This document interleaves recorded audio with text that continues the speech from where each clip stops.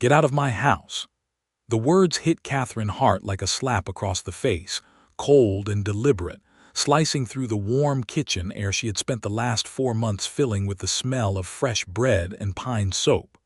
She stood at the threshold of the study, her hands still damp from washing the breakfast dishes, her dark hair pinned back in the practical knot she wore every single morning. Robert Crawford sat behind his oak desk, his jaw set like iron, his eyes fixed somewhere past her shoulder as if looking directly at her might burn him. "Mr. Crawford," she said carefully, her voice steadier than she felt. "If I have done something to offend you, I would prefer you tell me what it is. You have done nothing wrong." His voice was a strange, hollow thing, not angry, something worse, desperate. "That is the entire problem." She stared at him. The morning light fell through the single window behind him, cutting across his face in a hard line, and she could see what 3 sleepless nights had done to him. The shadows beneath his eyes were bruised and deep. His collar was open at the throat, a concession she had never once seen him make before. Robert Crawford was a man who wore formality like armor, and something had stripped a piece of it away. "I do not understand," Catherine said. He pushed back from the desk and stood, turning his back to her, facing the window where the vast stretch of his Colorado ranch rolled out in every direction, dry gold grass and distant red rock formations that made this land look like the edge of the world. His hands gripped the windowsill with the kind of force that could splinter wood. "I am sending you away because if I do not," he said, low and rough, each word dragged out of him like something torn, "I will do something that cannot be undone. And you deserve better than what a man like me can offer." Catherine's heart stopped. Then it restarted, too fast, too loud. She had not seen this coming. Or perhaps, in the most honest and frightening part of herself, she had seen exactly this coming and had refused to name it for what it was. 4 months, 123 days. That was how long she had been inside this house, inside his orbit, gradually and terrifyingly becoming the person he could not seem to function without. And now he was sending her away before either of them admitted, out loud, what that meant. She pressed her palm flat against the doorframe to keep herself upright, and thought about the letter that had started all of this. The small, rain-blurred advertisement pinned to the board outside the post office in Durango that had read, "Housekeeper wanted. Widower with young son. Crow Ridge Ranch, Colorado. Honest work, fair wages, private quarters. Inquire to R. Crawford." She had been 26 years old, alone in the world after her father's death, with $11 to her name and no remaining family in the state of Colorado or any state adjacent to it. She had been so far from desperate that she could no longer see desperate in the rear view of her life. She had already been standing in it. She had written the letter that same afternoon. The autumn of 1882 had come to Durango with the kind of chill that promised the winter would be merciless. And Catherine Hart had read that advertisement the way a drowning woman reads a rope. She had not known anything about Robert Crawford when she wrote to him. She had known only what the advertisement told her, which was that he was a widower, that he had a son, and that he needed help. She had known, too, from the careful grammar of the notice and the specific phrase "honest work," that whoever had written it valued precision and took his word seriously. His reply had arrived within the week. It was brief and functional. The position offered room and board, in addition to wages of $12 per month. He expected the house to be kept clean, meals prepared 3 times daily, and his son, who was 8 years old and named Thomas, to be minded in the afternoons when he was not at his lessons. He had no other requirements, he wrote, except that she understand this was a position of employment and not a social arrangement of any kind. That last line had struck her as oddly defensive for a job listing. She had filed it away and written her acceptance the same evening.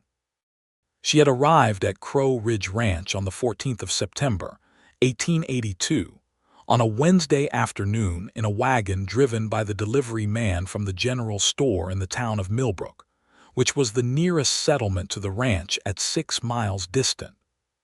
The road had been rough and the wagon had been uncomfortable, and the land had been beautiful in the way that the Colorado high country is always beautiful, which is to say it was enormous and indifferent and entirely willing to kill you if you were not paying attention. The house itself had surprised her. She had expected something rougher. Instead, she found a two-story timber frame structure that was solidly built and clearly once well-maintained, though it had fallen into a state of significant neglect. The porch railing was in need of repair. The windows needed washing. The kitchen garden had been overtaken by weeds, but the bones of the place were good, the kind of bones that spoke of someone who had once cared very much about building something that would last.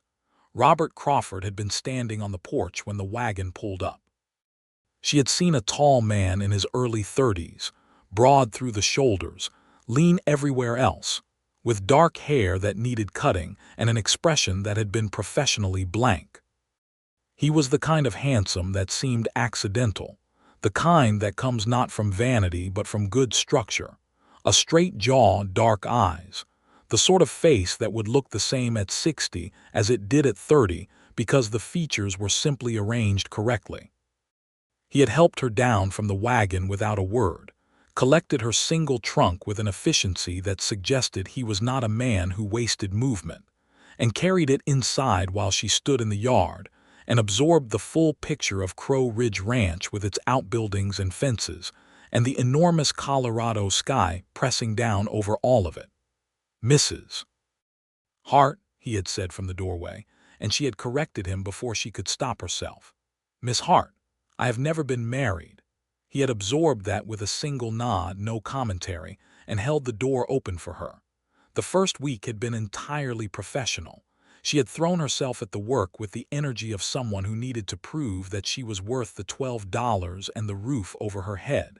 She had scrubbed the kitchen from the floor to the ceiling beams. She had organized the pantry and taken inventory and gone into Millbrook with a list, and the household account the ranch foreman, a weathered man named Earl Dawson, had arranged for her to access.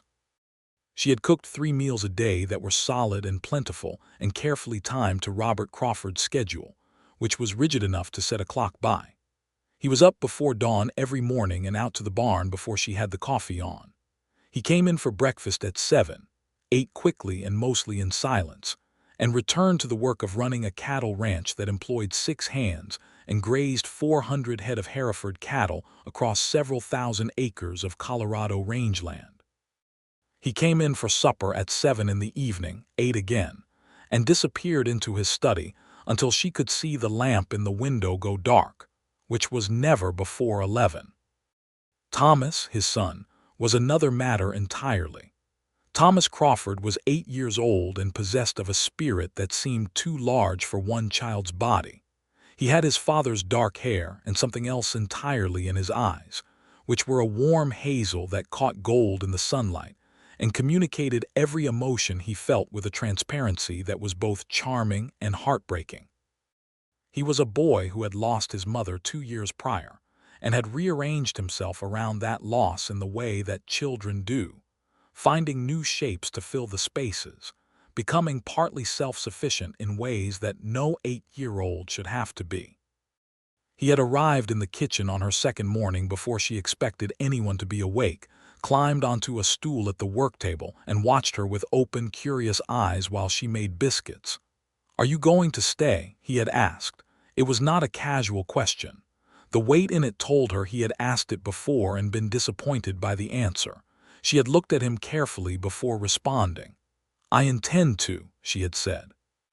He had nodded slowly, reserving judgment, and she had given him a piece of dough to work with his hands, and by the time the biscuits were in the oven he was talking about the cattle and the ranch dog and the creek that ran along the eastern fence line, where he had seen a beaver building a dam, and she had understood immediately that what this child needed most was someone who would listen.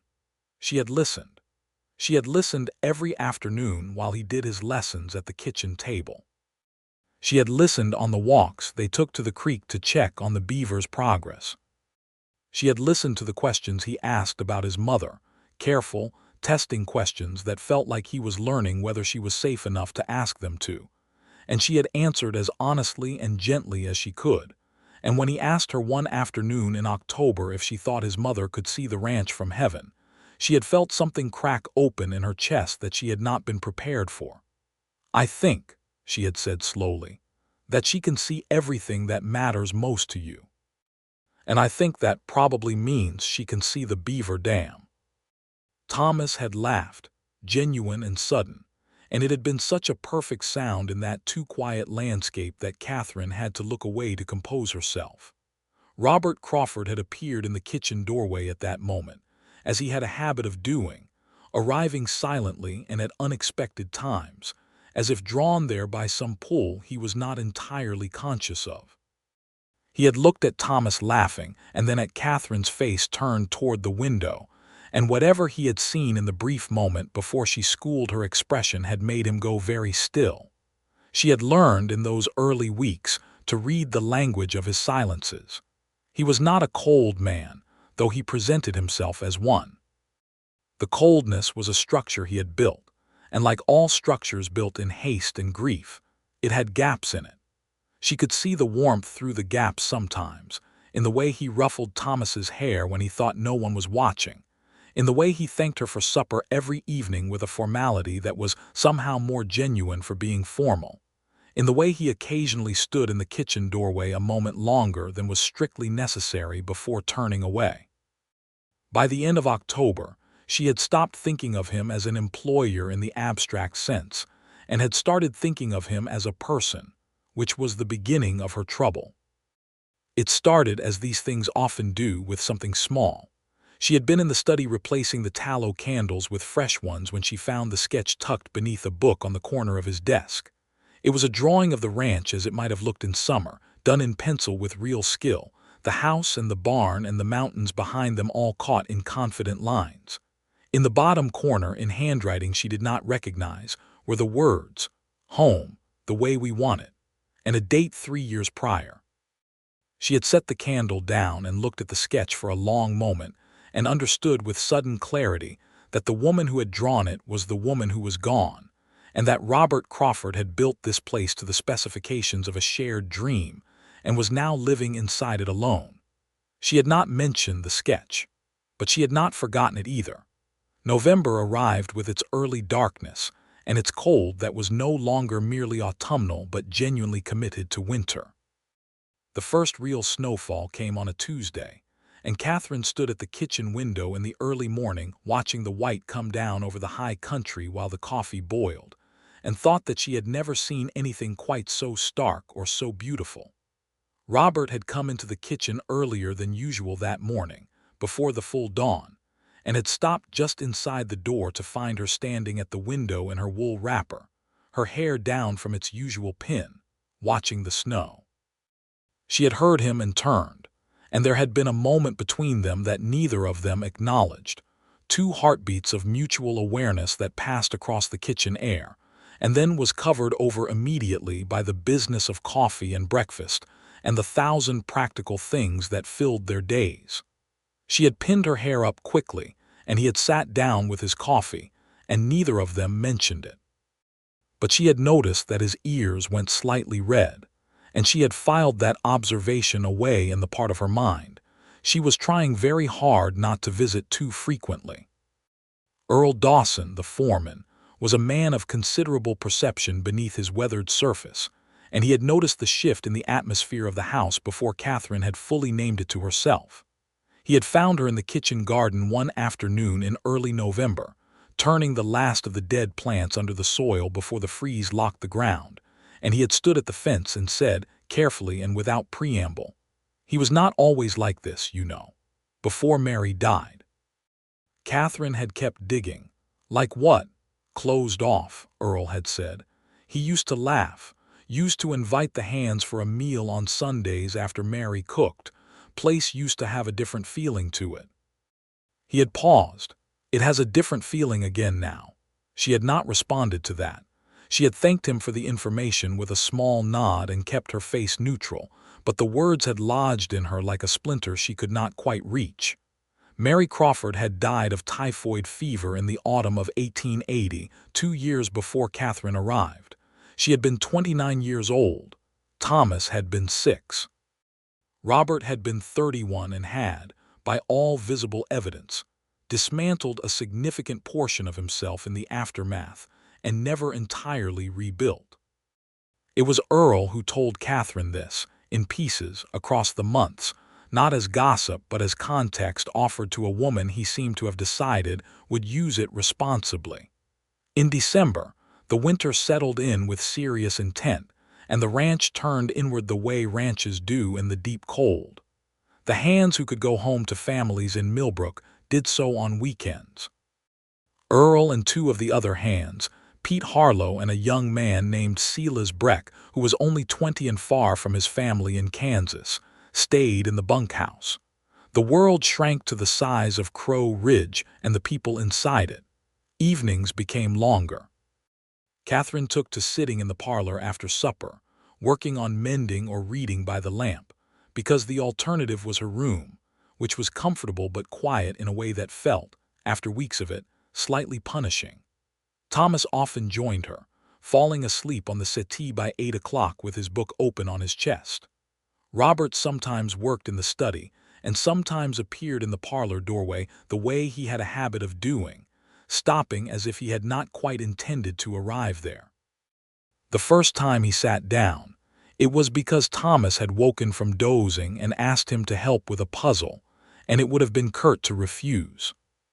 He had sat at the table where Thomas spread the puzzle pieces, and Catherine had continued her mending on the other side of the room, and Thomas had gone back to sleep within 20 minutes, and Catherine and Robert had been left in the lamplight with the puzzle and the fire and a silence that was no longer quite empty. "Where were you before this?" he had asked. It was the most personal question he had directed at her since her arrival. She had set down her mending. "Durango. I grew up there. My father ran a small dry goods operation, and after he died," she had looked at him steadily, "after he died, the debts against the store exceeded what the inventory could cover. I settled what I could and found employment." He had absorbed this. "You have no other family, a mother who died when I was 12, a brother who went to California in 1876 and has not written since." She had said it evenly, not for sympathy, but because it was simply the factual architecture of her life. "I am accustomed to managing on my own." He had looked at her for a long moment. "That should not have been required of you." It was such an unexpected thing for him to say that she had not known what to do with it, and she had looked back at her mending and not responded, and after a moment he had looked back at the puzzle and they had sat in silence again, but it was a different silence than before. It had warmth in it. By January of 1883, Catherine Hart was deeply and thoroughly in trouble, and she knew it. She knew it the morning she found herself awake before the alarm she had set for herself, simply because some other part of her brain had woken before it in anticipation of the day. She knew it when she found herself adjusting the meals she planned around the small preferences she had catalogued. The way Robert Crawford took his coffee black and strong. The way he had a second helping of the beef stew she made with dried rosemary, but politely declined the meals that included lamb. The way he paused over a well-made dish in a way that was not quite a compliment, but was clearly a form of appreciation she had come to value. She knew it when she found herself thinking about the sketch in his desk when she should have been thinking about the grocery list. She knew it with absolute certainty the afternoon Thomas fell ill. It had started as an ordinary cold, a child's winter cold, the kind that was unremarkable except for the misery it visited on the small body enduring it. But Thomas ran a fever through the night that climbed too high by morning, and Catherine had been up through all of it, bathing his forehead and coaxing cool water between his cracked lips. And at 3 in the morning Robert had appeared in the doorway of Thomas's room, dressed, his hair uncombed, his face carrying something raw that he had not had time to compose into its usual arrangement. "How bad?" he had asked. "The fever is high," she had said. "Not dangerous yet, but we need to bring it down." He had come into the room without being asked and sat in the chair on the other side of the bed, and they had worked together through the remainder of the night in a kind of wordless partnership, passing the basin and the cloth between them, keeping the fire at the correct level, speaking to Thomas in low voices when he surfaced from his fitful sleep. At one point, she had glanced across the bed at Robert Crawford and found him watching her, his expression open in a way she had never seen it, all the careful armor he wore in daylight stripped away by exhaustion and fear, and the particular vulnerability of a parent watching a child suffer. She had looked away quickly, but not before she had seen it. Thomas's fever broke by morning. He was cranky and demanding and entirely himself by afternoon, and Catherine had felt a relief so profound it had made her sit down at the kitchen table and press her hands flat against the wood just to feel something solid. Robert had found her there. He had stood in the kitchen doorway, and she had looked up and their eyes had met, and he had said very quietly, "Thank you, Catherine." It was the first time he had used her given name. She had nodded and stood and gone back to making the mild chicken broth for Thomas, and she had kept her face toward the stove because she did not trust what her face might do. February brought a thaw that turned the yard to mud for 2 weeks before the cold returned and locked everything solid again, and in that strange in-between time, something shifted further. It was subtle. A second cup of coffee left on the counter for her in the mornings when she came downstairs, though she had never told him how many cups she took in a day. A new wick for the parlor lamp, set out without comment, because he had noticed that the old one smoked. A book left on the kitchen table, a volume of Tennyson's poetry that she had mentioned in passing 3 months before, that she had been fond of as a girl. Set there without annotation or expectation, just placed where she would find it. She had stood over that book for a full minute before picking it up. She had not confronted him about it. She had carried it to her room and read it in the evenings and said nothing. But she had started leaving small things for him too. Not presents, nothing that could be called deliberate. The kind of small accommodations that could be explained as professional attentiveness. His favorite mug warming on the stove when he came in from the cold. The newspaper from Millbrook ironed flat and left at his place when she knew he would have time to read it.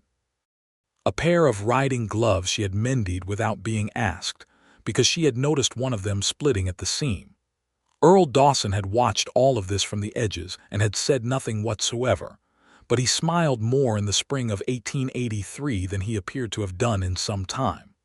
March arrived, and with it the beginning of calving season, which transformed the ranch into a place of exhausting, around-the-clock work.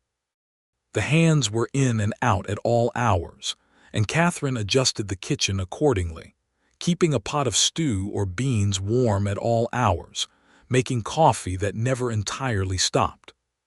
She slept in shorter intervals and worked longer days and found, to her own surprise, that she did not resent it. There was a satisfaction in being useful inside a system that functioned because of the effort she put into it. Robert was in the barn until midnight on some nights during the worst of it. She had taken to leaving a covered plate and a lamplit path to the back door for him on those nights. The first time he came in past midnight to find it, he had stood in the kitchen and she had heard him from her room and had not gotten up, but she had lain there listening to the sounds of him eating in the quiet kitchen, and had felt something complicated and warm in her chest that she absolutely refused to name, until the night he knocked on her door. It was 11:30 on a Thursday in late March, and she had still been awake with her book when the knock came, soft but unmistakable. She had opened the door to find Robert Crawford with mud on his coat and exhaustion carved into every line of his face, and he had said, "One of the heifers is having trouble. I need an extra set of hands, and all 3 of mine are occupied." She had pulled on her coat over her nightgown and helped him birth a calf in the freezing barn without a second thought, kneeling in the straw with her sleeves rolled past her elbows while he worked, talking the frightened heifer down with a low, steady voice while she maneuvered the calf into position. And when the calf finally came and Robert collapsed back on his heels and let out a long, shaking breath, she had sat back on her heels too, and they had looked at each other across the newborn animal, and both of them had been laughing before either of them fully realized it. It was the first time she had heard him laugh. It was not a small sound. It was not the polished, contained sound of a man who laughed in company. It was the genuine, unstudied laughter of a man who had been caught off guard by joy, and it filled the cold barn and made the heifer startle and made Thomas, who had crept down from the house in his boots over his nightshirt because he could not sleep, stand in the barn doorway with wide eyes and then break into an enormous grin because his father was laughing.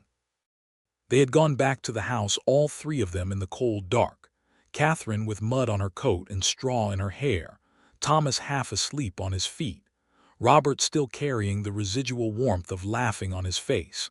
And Catherine had made warm milk for Thomas and put him to bed and come back to the kitchen to find Robert making the coffee himself for once, the first time she had ever seen him do it.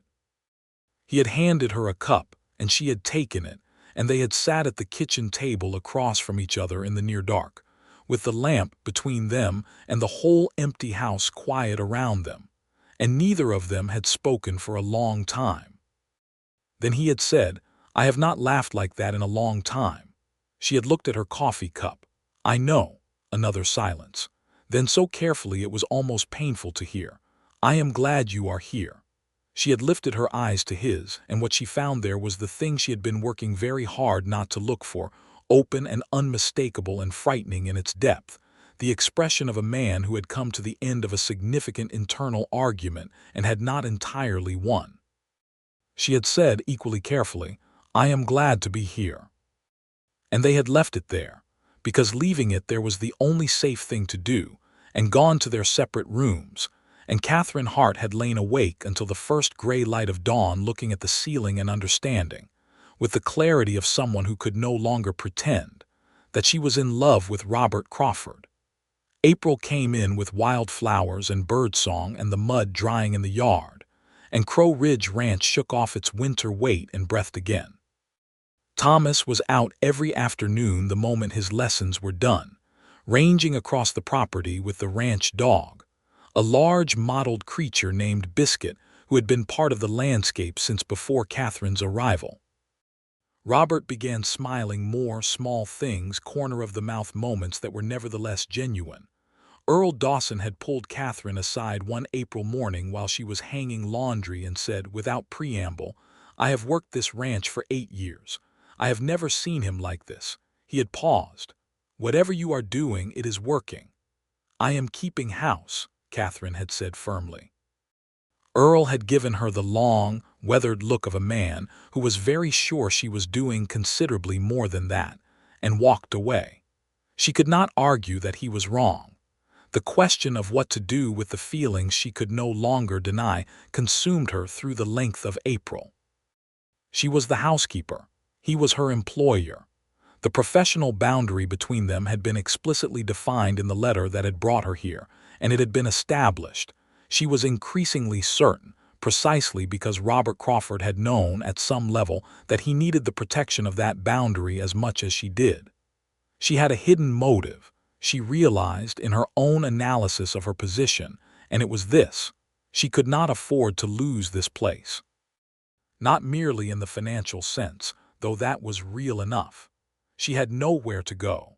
The money she had saved from 4 months' wages was not enough to establish herself independently in any meaningful way.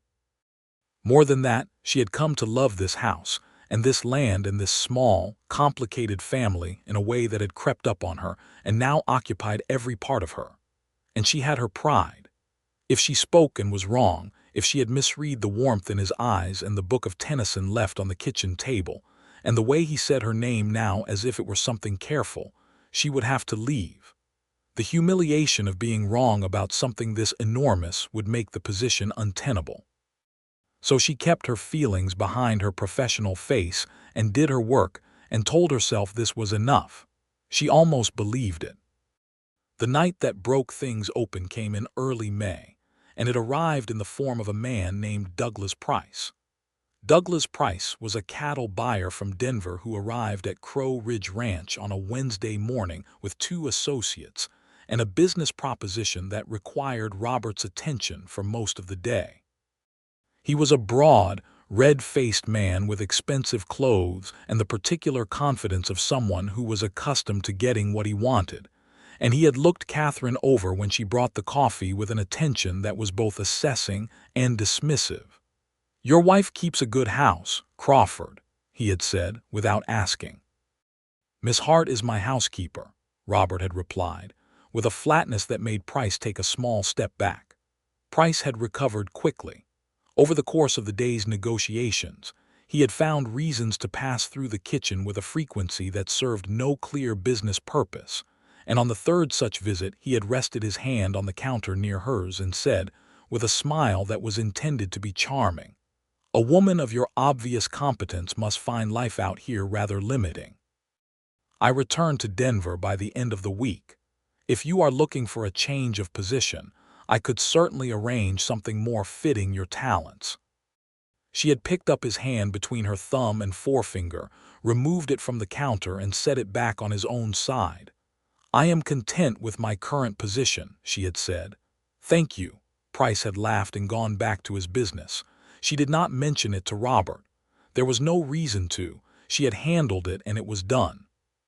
Except that Earl had seen Price in the kitchen and had mentioned it to Robert that evening, not as gossip but as the foreman's version of a report, and Robert had appeared in the kitchen doorway while she was finishing the supper dishes with an expression she had not seen before, something tight and controlled that she identified after a moment's analysis as anger. "Did Douglas Price bother you today?" he asked. "He was forward," she said, keeping her back to him. "I addressed it. You should have come to me." She turned around. "I am perfectly capable of addressing unwanted attention without assistance. I have had considerable practice." The tight look shifted slightly. "That is not something you should have had to practice." "Perhaps not, but I have." He looked at her for a long moment and she looked back, and the kitchen between them felt like it was holding its breath. "He offered you a position in Denver," Robert said. "It was not a question." "He did, and you declined." "As I said." Another pause. Something moved behind his eyes that she could not fully read. "If you ever wanted to go," he said carefully, "if you wanted more than this, you should not feel obligated to stay." The word felt like a secret being offered with both hands, and the dark past she had with disappointment and loss, and the constant threat of insecurity rose up in her chest and made her voice steady by necessity. "I do not stay out of obligation," she said. He held her gaze for 3 full seconds, and then he nodded once and left the kitchen, and she stood there with her hands still in the dishwater and her heart pounding so hard she could feel it in her teeth. 2 days later, Douglas Price departed Crow Ridge with his cattle contract and his associates, and the ranch settled back into its usual rhythms. But something had changed in the air between Catherine and Robert.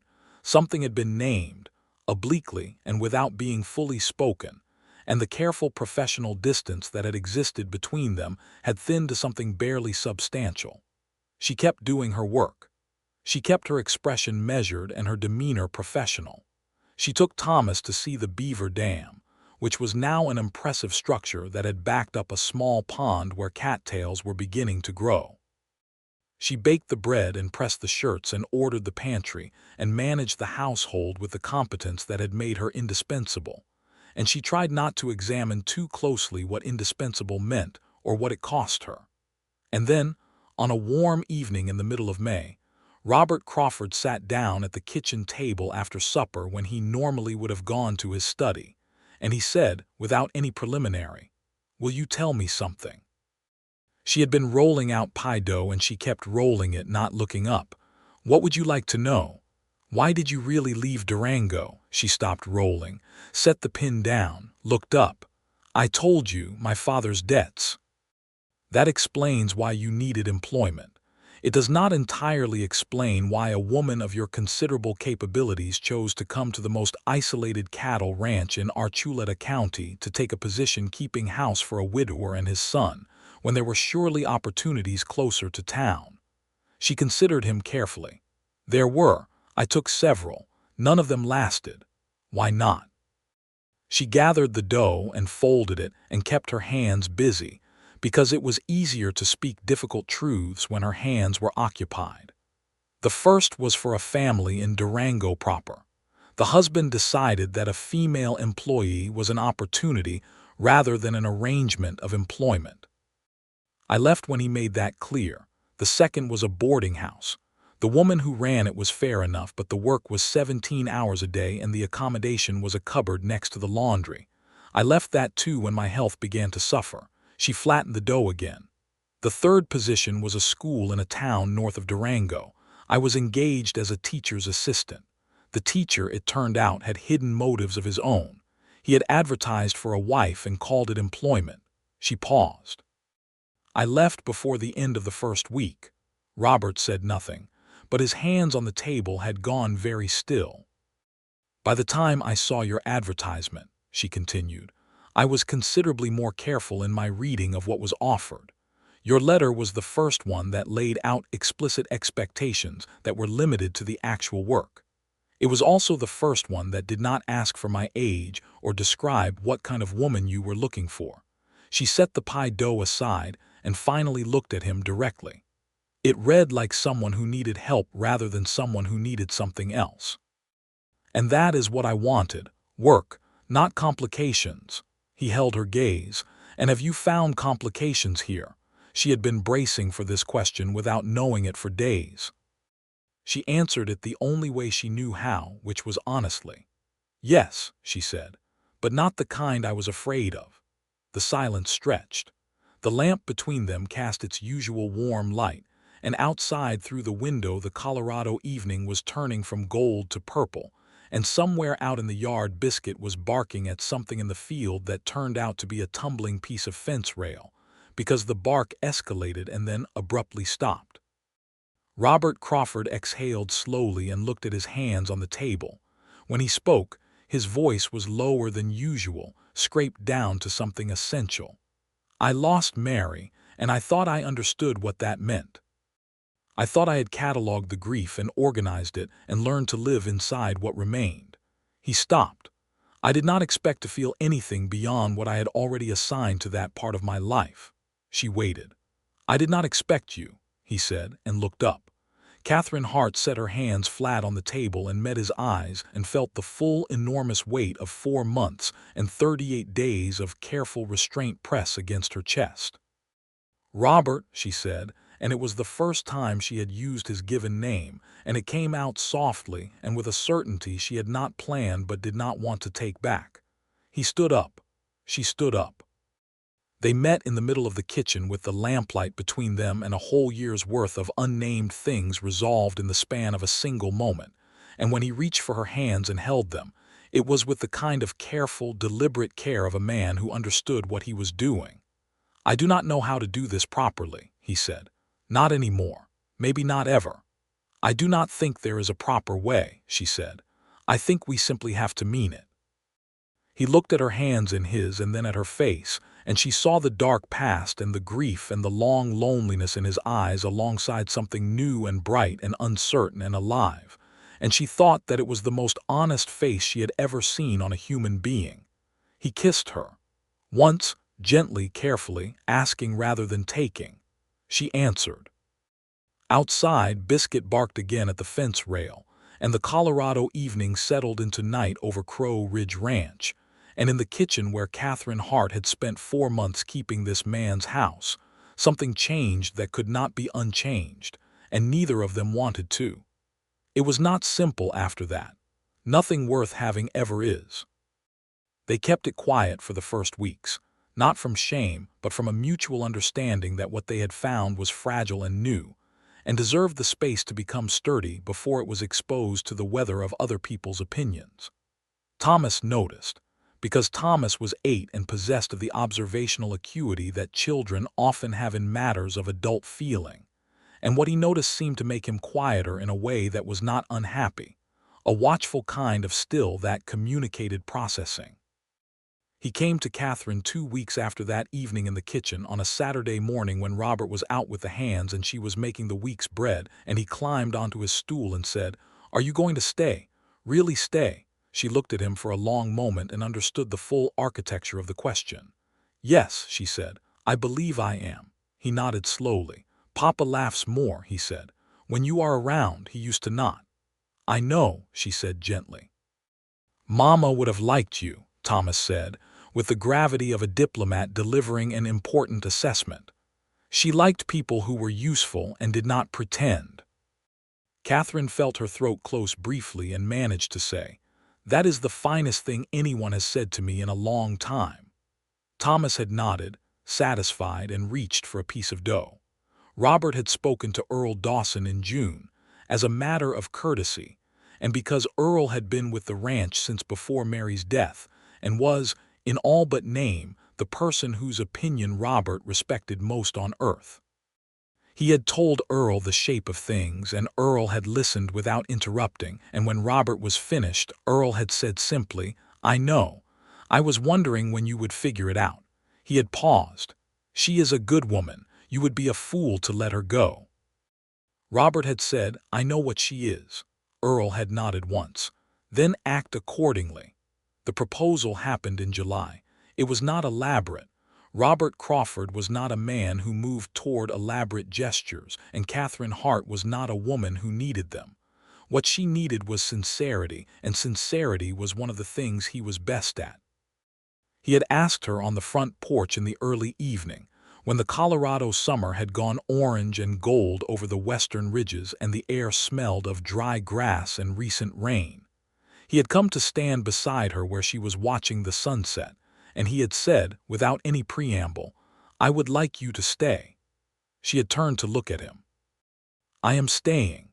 I mean permanently," he said, "as my wife if you are willing." She studied his face, the carefully composed features and the dark eyes that now, when they were alone, showed her everything he felt. "Robert Crawford," she said, "are you certain this is what you want? Because I am not a temporary solution to a household problem. If I stay, I am staying. I have no practice at doing things halfway." "I know," he said. "That is one of the reasons I am asking." She looked at the sunset for a moment and felt the full weight of her life up to this point, the losses and the hidden fears and the compromises she had made just to remain upright, and felt them balance against this man and this ranch and the 8-year-old boy who had told her his mother would have liked her, and she said, "Yes, of course, yes."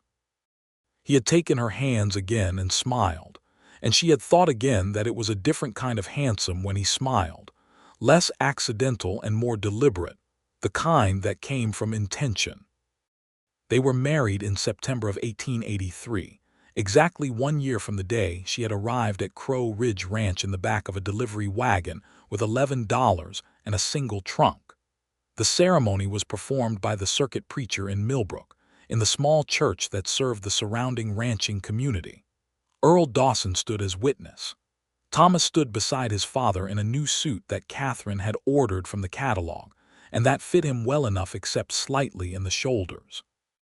She wore a dress of pale blue wool that she had made herself over the course of August, working in the evenings while Robert read in the parlor and Thomas slept, and it was the best piece of sewing she had ever done.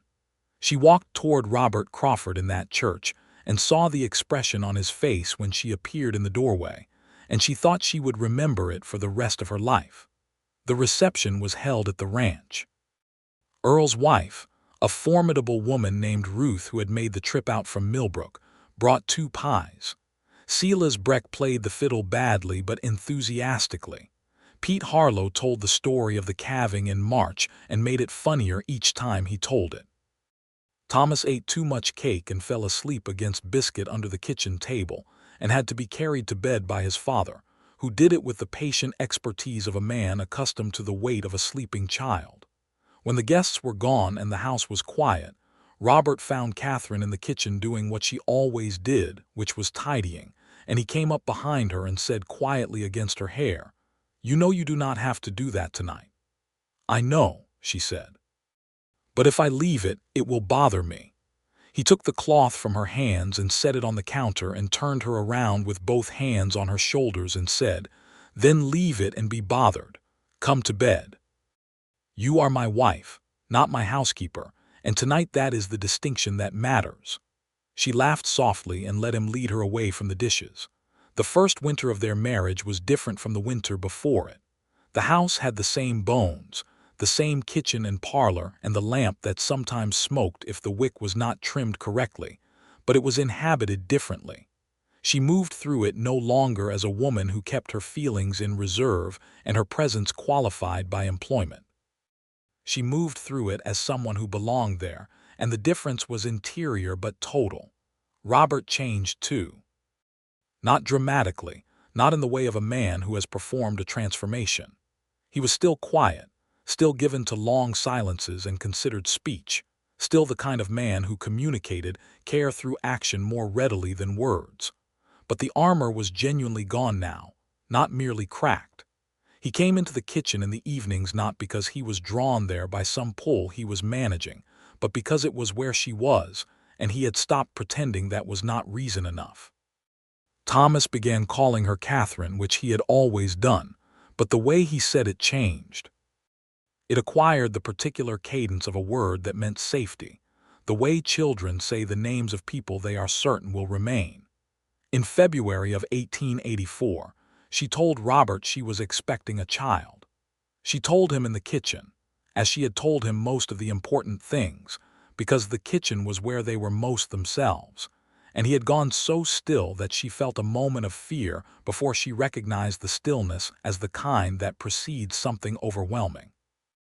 He had crossed the kitchen in 3 steps and held her, just held her, for a long and wordless time, and she could feel against her hair that he was breathing in the careful, measured way of someone managing a feeling that is too large for ordinary breath.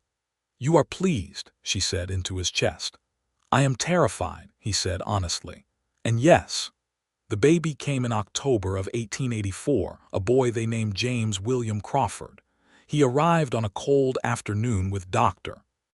Pierce from Millbrook in attendance and Ruth Dawson as practical assistants, and Robert had sat through the hours of labor in the kitchen below, wearing a path in the floor that Earl Dawson watched with the weathered patience of a man who had seen this before and knew there was nothing useful to be done about it. When Dr. Pierce had come downstairs and said both mother and child were well and healthy, Robert had climbed those stairs in the particular urgent quiet of a man trying not to run. She had been propped against the pillows with James in her arms, small and dark-haired and complaining at the indignity of the world, and Robert had sat on the edge of the bed and looked at them both with an expression that Catherine thought she might spend the rest of her life trying to find adequate words for. "Hello, James," he had said, very quietly, to his son. Thomas had been allowed upstairs to see the baby, and he had stood at the bedside with the combined dignity and barely contained excitement of a 10-year-old absorbing the strangeness and enormity of a sibling, and had pronounced James to be smaller than he expected, which was accurate, and then asked if James would be able to do things soon, which was also accurate in its own way. "Give him some time," Catherine had said, and Thomas had nodded seriously, as if he were marking a calendar date. The years at Crow Ridge unfolded after that with the quality that good years have, full and fast and retrospectively luminous. James grew from a serious infant to a loud, bright toddler who tore around the yard with Biscuit and attempted to follow Thomas everywhere Thomas went, which Thomas bore with the particular burdened affection of a much older brother. Robert took James to the barn at 2 years old and sat him on the fence rail, and showed him the horses with the patient thoroughness of a man who knows this is the beginning of something. Thomas, at 12, began working alongside the hands in earnest, not as a child being tolerated but as a boy learning to be a rancher, and Robert taught him the way his own father had once taught him, which was thoroughly and without shortcuts, and Catherine watched her stepson become, year by year, the man that she had seen the outlines of in the small boy who had asked her on her second morning if she was going to stay. She had a garden by then that was nothing like the weed-overtaken patch she had found on her arrival. She had rebuilt it the first autumn after they married, pulling it out and starting from scratch, and now in the summer of 1886 it produced tomatoes and beans and squash and potatoes and herbs in quantities that exceeded the household need, and she had established an informal arrangement with the Dawsons and with the general store in Millbrook to take the surplus. Earl had retired his active foreman role in the spring of 1886, his knees giving him increasingly serious trouble, and a young man named Frank Calloway had taken on the day-to-day management of the hands. Earl and Ruth had built a small house on the eastern edge of the property that Robert had offered them as part of Earl's retirement arrangement, because Robert Crawford did not forget what loyalty was worth, and Earl Dawson had given him 8 years of it. Catherine was in the garden on a June morning in 1886 when she heard the sound of horses on the road, and she straightened and looked toward the gate and saw a man riding toward the ranch that she did not recognize. He was riding a dun gelding and was dressed in trail clothes, and she noted with a particular internal alertness, looking at the ranch with an expression she could not yet read from this distance. He turned out to be James Hart, her brother. She had not seen him in 10 years. He was 33 now and looked older than the number, thinned by whatever years in California had done to him, but unmistakably James, her father's eyes and her own bone structure wearing themselves on a different person's face. He had pulled up at the gate and looked across the yard, and when she straightened from the garden he had gone perfectly still. "Katie," he said, their father's name for her. She took off her gardening gloves very slowly and walked to the gate and looked at her brother across the years and the silence and the letter that had never come. "Hello, James," she said. He had dismounted and removed his hat and said, "I heard you had married. I have been looking for you since last autumn." She had looked at him for a long moment and processed the full complexity of her feelings, which included anger and relief and the particular grief of a relationship that had been abandoned, and then resurrected with 10 years' worth of history missing from the middle of it. She had opened the gate and said, "Come inside. We have a great deal to talk about." They had talked for 3 hours at the kitchen table, with coffee and then with supper, and Robert had come in from the range at the end of the afternoon and absorbed the situation with the quiet steadiness she relied on, shaking James Hart's hand with a directness that communicated both welcome and the particular watchfulness of a man who takes seriously who has access to what he loves. Over the course of that evening, James Hart told her what the years had been. California had been difficult and then more difficult.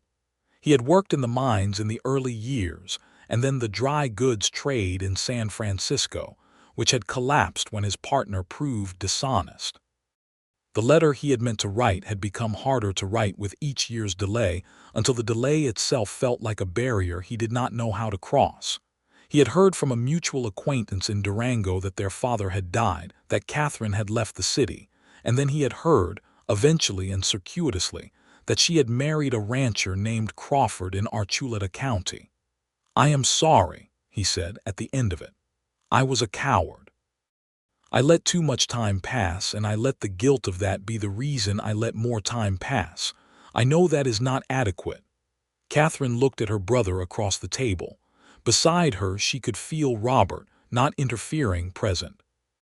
"It is not adequate," she said.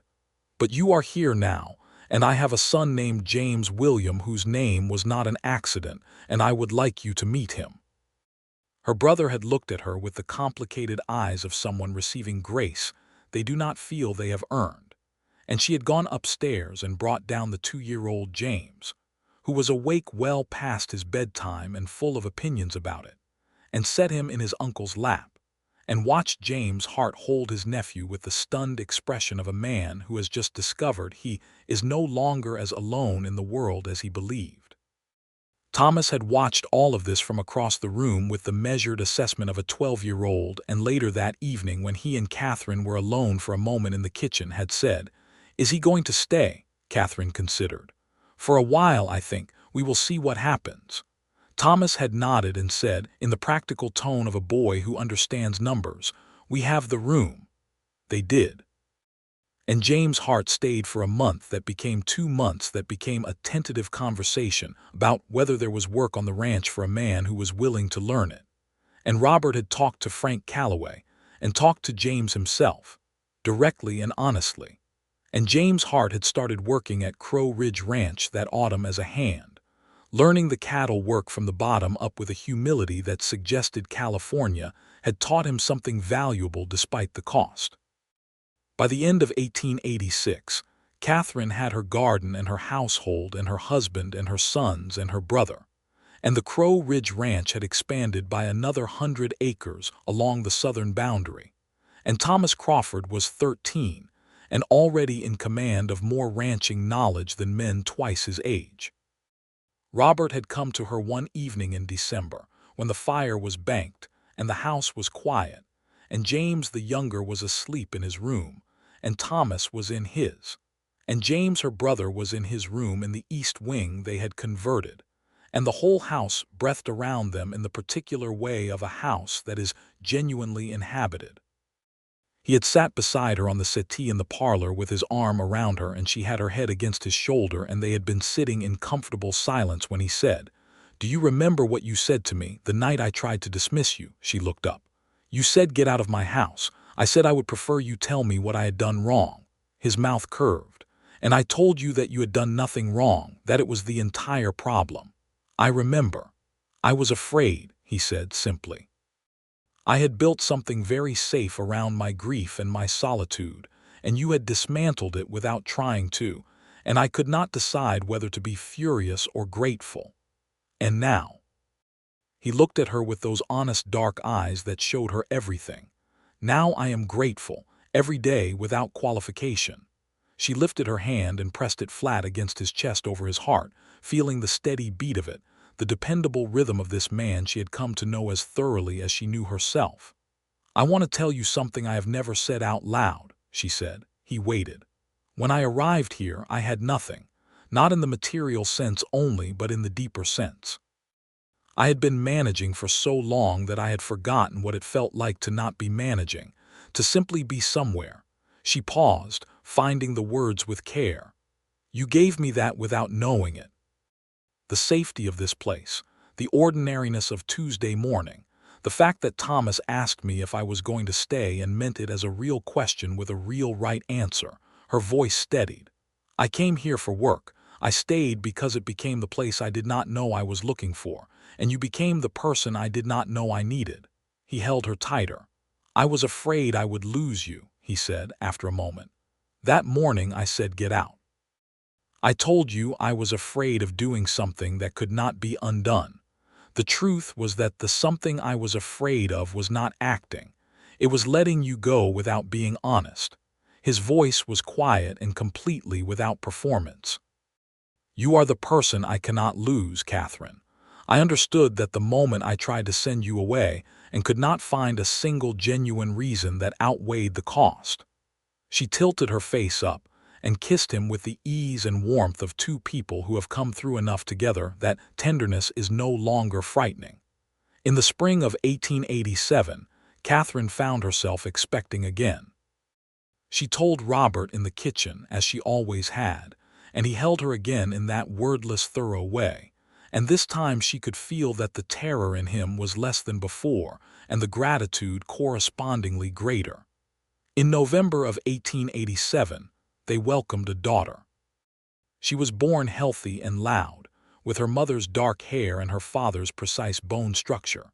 And Thomas, who was now 13 and a half and considerably less alarmed by infants than he had once been, had held his sister with the careful gravity of an older sibling who has thought about this responsibility in advance. They named her Mary Eleanor Crawford. Robert had suggested the first name quietly, one evening when they were discussing possibilities, and she had said yes immediately and completely, because it was right and she had known it was right, and she had watched something in his face settle into a peace that had been long in coming. Thomas had been present for the naming conversation and had listened with those hazel eyes that caught the gold light, and he had said, "She would like that," in the simple declarative way he had of addressing his mother's memory, neither tragic nor deflective but direct, and Catherine had reached across and squeezed his hand, and he had let her. James Hart became a fixture of Crow Ridge Ranch in a way that felt, eventually, entirely natural. He was a hard worker and a quick learner, and he had, in the absence of the easy warmth that Catherine possessed, a dry humor and a methodical reliability that made him valuable to the crew. He had a particular gift with the horses that Frank Calloway noticed and eventually formalized. And by 1888, James Hart was managing the horse stock of Crow Ridge Ranch with a competence that had not been planned, but had arranged itself along the lines of his genuine talent. He had not found a wife by then, and Catherine had not pushed him toward it, because James Hart had a complicated relationship with his own past, and she understood that repairing the harm of 10 years' distance from his family was its own project that required its own timeline. But she noticed, in the summer of 1888, that he spent a particular amount of time in conversation with the postmistress in Millbrook, a quiet woman named Edith Cross who had been widowed the previous year, and who had the kind of sensible, direct manner that Catherine recognized as the type that suited her brother best. She said nothing. She simply began finding reasons to send James to collect the post. By Christmas of 1888, Edith Cross had joined the Crow Ridge household for Sunday supper 4 times, and James Hart's dry humor had acquired a quality around her that Catherine privately identified as hope, and she felt, with the full circular satisfaction of a woman who had herself been found, that the shape of her family was continuing to become what it was meant to be. Thomas Crawford turned 14 in the autumn of 1888 and had, by any reasonable measure, become a young man of striking capability. He ran the eastern fence line with Frank and the hands with the authority of someone who knew the land, and he had developed, alongside his practical ranch skills, a habit of reading that Robert encouraged with a consistency that communicated he had not forgotten what education could do for a person. Thomas read everything he could acquire, the newspapers from Denver and the almanacs and the agricultural journals, and the novels that came occasionally in the post from a bookseller in Santa Fe that Robert had established an account with after Catherine had told him that Thomas had read everything available to him twice. He was a good young man, Catherine thought.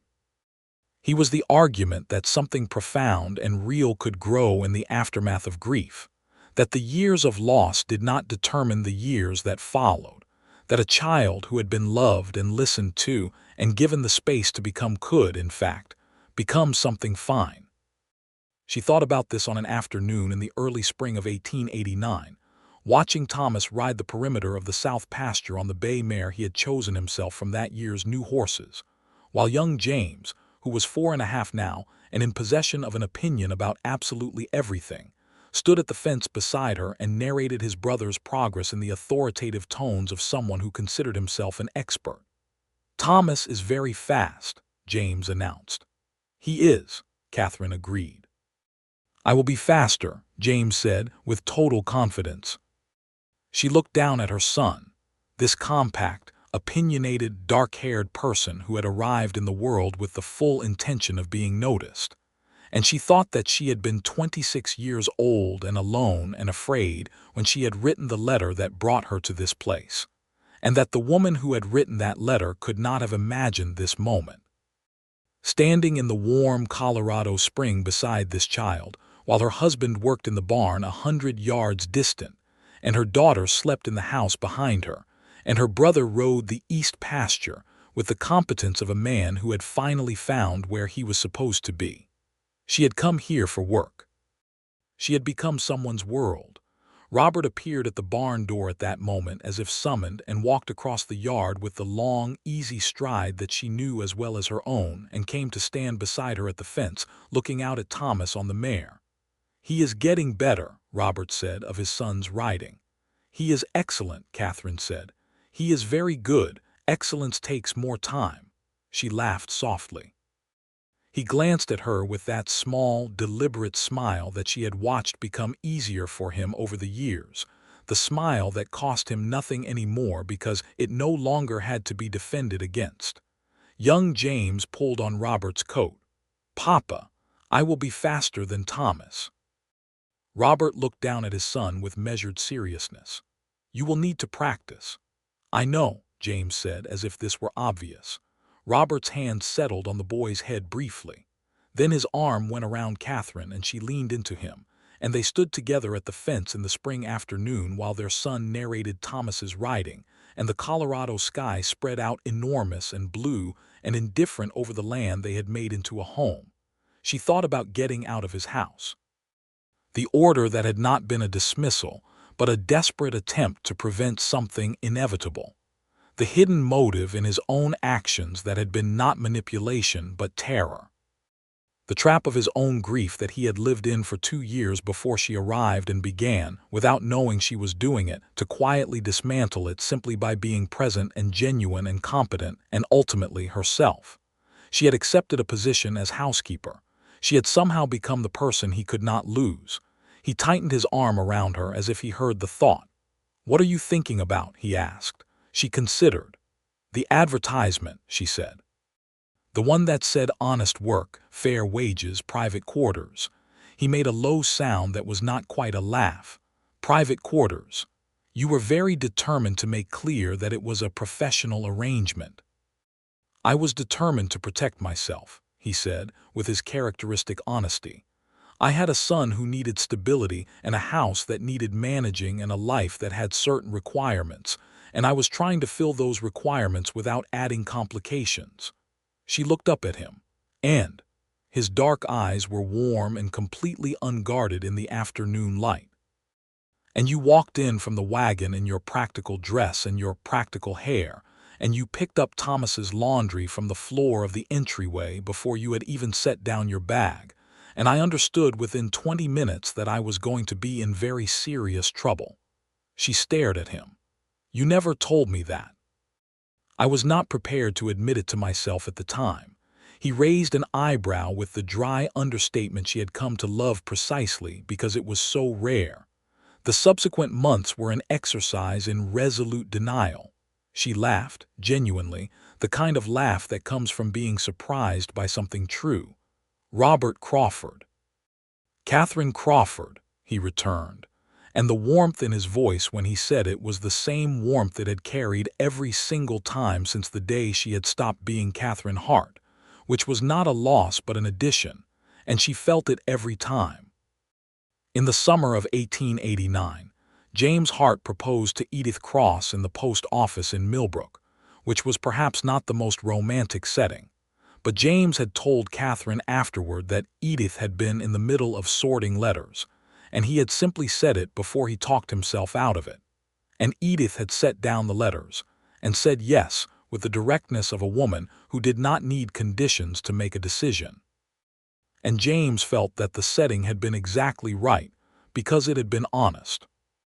They married in October, and Edith moved to Crow Ridge and into the East Wing room, and the household expanded again, with a naturalness that spoke of space genuinely made rather than space merely assigned. Crow Ridge Ranch in the autumn of 1889 was a different thing from the neglected, grieving place Catherine had arrived at in September of 1882. The porch railing had been repaired. The windows were clean. The kitchen garden produced abundantly. The barn had been expanded to accommodate the growing horse operation.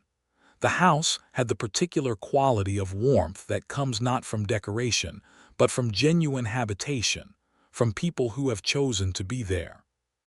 Thomas Crawford was 15 and well on his way to the man he was becoming, serious and capable, and occasionally given to the kind of profound observation that suggested he thought considerably more deeply than he generally indicated. He had his father's structural silences and his mother's precision with language, and he was, by any assessment, extraordinary. James the younger was 5 and had not yet moderated his opinions about anything. Mary Eleanor was 2 and had recently developed the capacity for running, which she applied with enthusiasm and a complete indifference to obstacles. Biscuit, the ranch dog, was aging gracefully and had developed a particular attachment to Mary that was mutual, the two of them moving through the yard and the house as a coordinated unit. Earl Dawson, retired and comfortable in his small house on the eastern edge, came for supper every Sunday and had developed a contentment that was good to see in a man who had spent most of his life working for other people's futures. Ruth Dawson had become Catherine's closest friend, and the person she talked to about the things that were too interior to say to her husband. not because she could not say them to Robert, but because a woman needs another woman sometimes, needs the particular quality of understanding that moves through that specific channel.